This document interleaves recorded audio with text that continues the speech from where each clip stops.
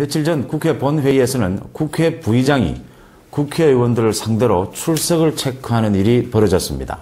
그날은 국회의원 300명 가운데 59명만 참가한 것으로 드러났습니다. 국회 본회의 출석률 100%를 자랑하는 새누리당 김한표 의원 모셨습니다. 어서 오십시오. 네, 네. 안녕하십니까. 국회 출석률 얘기를 제가 했는데 네. 사실 의원님은 이러다간 개근상을 받으시겠어요. 네. 네. 국회 출석 어떻게 보십니까? 가장 기본이 국회의원이 국회 출석하는 것으로 저는 생각하고 있습니다. 특히 본회의 같은 경우에는 국가 전체 문제를 다루는 곳이기 때문에 국회의원이 국회 출석하는 것이 당연하다고 생각하는데 지역구 사정이라든지 여러 가지 일정 때문에 그러지 못한 것 같습니다. 사실은 국회가 달라져야 할 모습 가운데 가장 먼저 국회 본회의 출석률을 우리가 얘기를 합니다. 출석률도 중요하지만 사실은요. 본회의가 끝날 때까지 자리를 지키는 건 더 어려운 것 같아요. 네, 그렇습니다. 그런데 의원님께서는 그 끝까지 자리를 지켜서 또 화제가 되고 있습니다. 네, 감사합니다. 지역구에 별 일이 없어서 그렇습니까? 그렇지는 않죠. 지역구에서도 굉장히 여러 가지 행사나 또 민원사항이 많은데 저는 기본적으로 국회의원이 국회에 있어야 한다고 생각합니다. 저 같은 경우에는 아시는 대로 12년 만에 어렵게 해서 국회에 오다 보니까 제가 앉아있는 그 국회의상 자리가 너무 참 소중하고 또 귀하게 여겨지더라고요. 그 다음에 또 중요한 것은 거기 앉아있으면 우리 국회의원들이 열심히 공부해서 준비해서 질의한 내용과 또 우리 국무총리를 비롯해서 각 장관들이 답변하는 그 내용을 들으면 정말 많은 국정 공부가 됩니다. 학생이 학교 가는 것, 네. 국회의원이 본회의 참석하는 것, 이건 당연한 얘기니까요. 예. 네. 말씀하신 대로 12년 만에 어렵게 국회에 들어오셨는데 이제 1년 지났습니다. 너무 빨리 지나는 것 같아요. 할 일이 너무 많고. 그래서 우선순위를 정해서 하나씩 일을 챙기다 보니까 일 재미에 빠져가지고 보낸 1년 같습니다. 경남은 지금 진주의료원 폐쇄 논란으로 네. 찬반 논쟁이 뜨겁습니다. 네. 진주의료원에 대해서 지난 국회 본회의에서 말이죠. 네. 진주의료원 정상화 결의안 네. 기권하셨어요. 예. 진주의료원 사태는 어떻게 보십니까?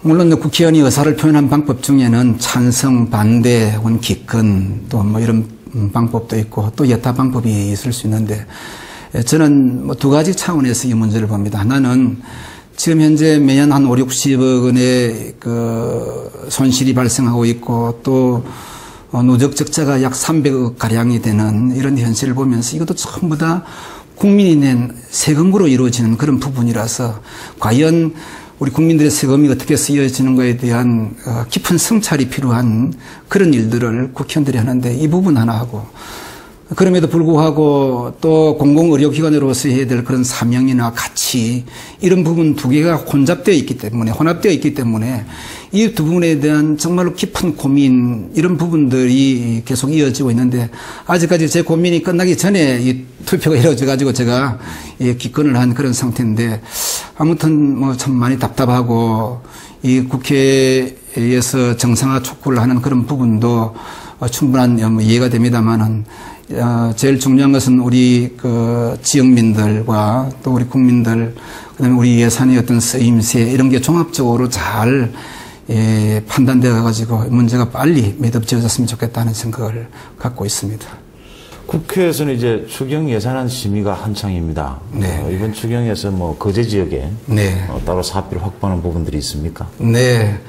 우리 이제 국도 5호선 관련 부분하고 또 14호선 그런 관련 부분들이 있는데 구체적으로 다 설명드리긴 어렵지만 국도 14호선 대응 같은 경우는 지금 공사하다가 거의 예산이 제대로 연달이 안 돼가지고 어려움을 많이 겪고 또 통제를 오래 하다 보니까 실질적으로 우리 민생에 굉장히 큰 부담이 되고 있습니다. 이를테면 우리 조선소에 출퇴근하는 분들이라든지 물류라든지 이런 부분들이 일정 부분 원활하게 소통되고 해야 되는데 이게 제대로 통제가 되다 보니까 빠른 시간 내에 이런 부분도 해결이 되어야 산업 발전뿐만 아니라 또 우리 근로자들 출퇴근하는 데 필요할 것 같고 거제 하면 우리 한국 조선산업의 메카인데요. 네. 사실 조선산업이 침체가 된 지 오래됐습니다. 네. 조선산업에 대한 지원 부분은 의원님께서도 국회에서 여러 번 얘기를 하시는 부분인데 그렇습니다. 구체적으로 어떤 방향이 옳다 보십니까?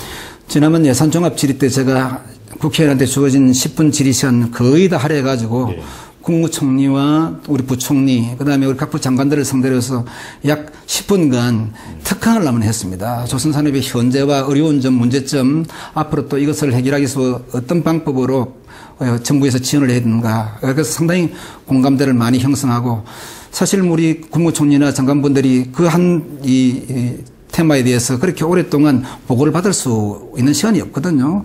특히 지난번 우리 예산 때에 우리 조선해양 플랜트 지원센터를 우리 그제에 가져왔지 않습니까? 1차 2015년까지 252억 원, 그 다음에 2차, 3차에 걸쳐서 약 1,000억 가까이가 투입되어서 국비가 투입돼가지고 그런 이 시설이나 아니면 센터를 통해서 조선해양 플랜트 산업이 좀 더 발전할 수 있도록 뒤에서 그 역량을 집중시키는 그런 일들을 하고 있고, 우리 앞으로 조선이 메카인 우리 거제를 중심으로 해서 조선해양 플랜트 산업에 큰 도움이 될 수 있는 그런 시각으로 볼 수 있을 것입니다.